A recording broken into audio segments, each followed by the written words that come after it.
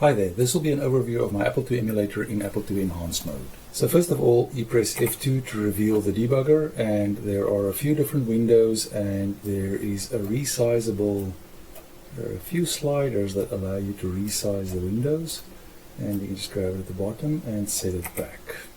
So let's take a look at the memory window. Stop this. In the memory window, you have access to the full 64K of memory. You can change the address over here. You can also split the window a few times. I'm going to put these all to the same memory bank, which is the language card memory. So we'll say that the top one we put into whatever is mapped so that the CPU sees. The next one we say we want to see language card bank 1, and the third one we'll say we want to see bank 2. And now I'll start total replay again, and I'll run it at 8 MHz, so it goes a bit faster, and you can see how it updates the different banks, and you can see how the map bank switches between the two, and this one is updated by the game, and this one pretty much stays the same. Okay, next up, let's take a look at the miscellaneous window. I have two slots configured in the machine. Slot 6 has a Disk 2 controller in it, and slot 7 has a SmartPort in it. Total replay is loaded on the SmartPort and is running, and in my floppy disk drive, the first drive, I have two floppy disks. The first one is leaderboard side A, and I have also leaderboard side B loaded. When I press this button, it will boot the floppy, it will boot off of the floppy disks. The emulator is running at almost 60 MHz when I paused it, and so the boot is going to go exceptionally fast, and I'll explain all of that when we get to breakpoints. So it is booting, and we're in the game, and we're up to 1 MHz ready to play. So I'll just pause here, and we'll get to that in a moment. Let's start with a call stack. In the debugger section, you can follow the trace of how execution happened by clicking on these address sides, and it'll take the disassembly display view to where you are.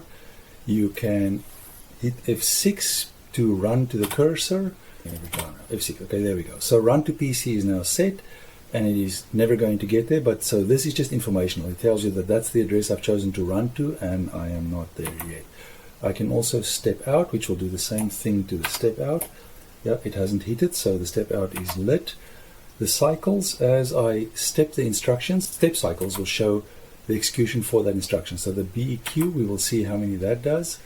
And if I keep going here, and yeah, so if I step over a JSR, you'll see that one took 36 cycles. So that is really good for profiling. It shows that this set of instructions underneath this branch took 36 cycles. So you can easily profile whole subroutines.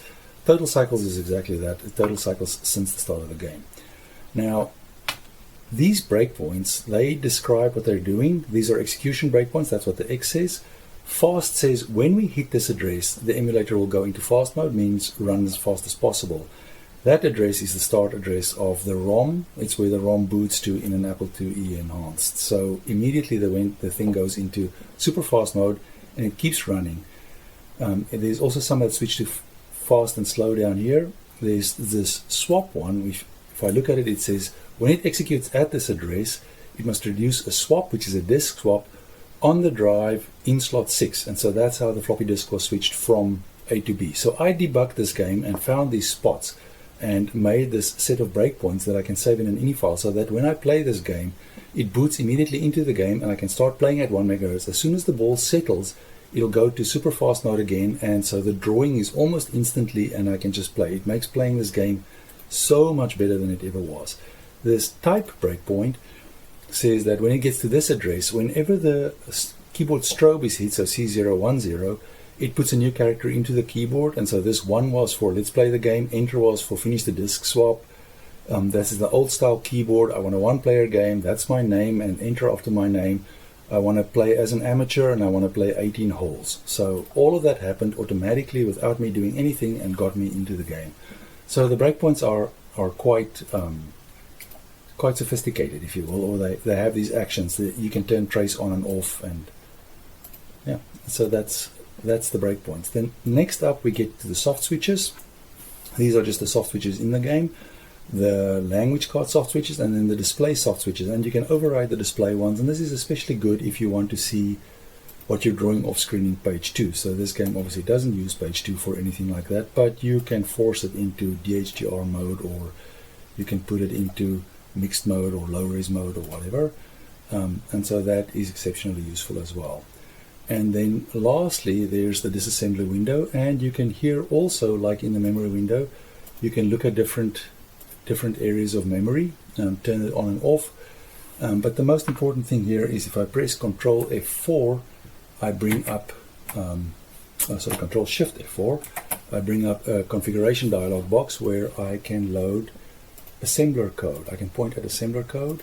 So that is the root for something I've written, and I'm saying I want to assemble it straight into the map memory. And I do know that this starts at 6000, and I want to auto run.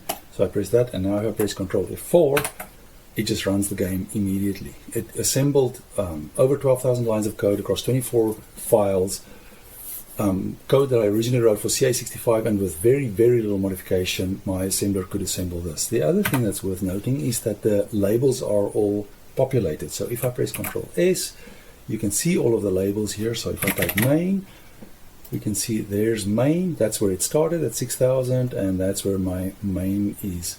So it's very, very useful for debugging and seeing things. The other thing that is interesting is that I didn't show in the memory window is if we right click on an address, so let's take the 0 page address, we see 4 values here. This is the oldest, this is the newest. This is where that value was changed. So if I click that, it takes me to the point, and we can see current page high. Interesting. Oh, these are probably values. This was set from ROM. Yes. So this was still unchanged since I ran the game, because I haven't really run the game. So if I press F5 and I'll just turn the music off, and I'll actually start the game. Now we will have more things to look at. So, you know, if we go, so I always start at 50, and if we just look down over here somewhere, that 5, for example, is set over here, keys to collect. So that is the number of keys that I need to collect, 5 keys on this stage. So that's also quite a nice feature to show you what code modified this value. So this was set several times. This is lives frame, so this is down here what frame these guys are on. So a useful addition. And then lastly, there's just the CPU stuff which you can modify, and there's nothing special about that. And so that's more or less a relatively quick overview of my emulator. Thank you for watching.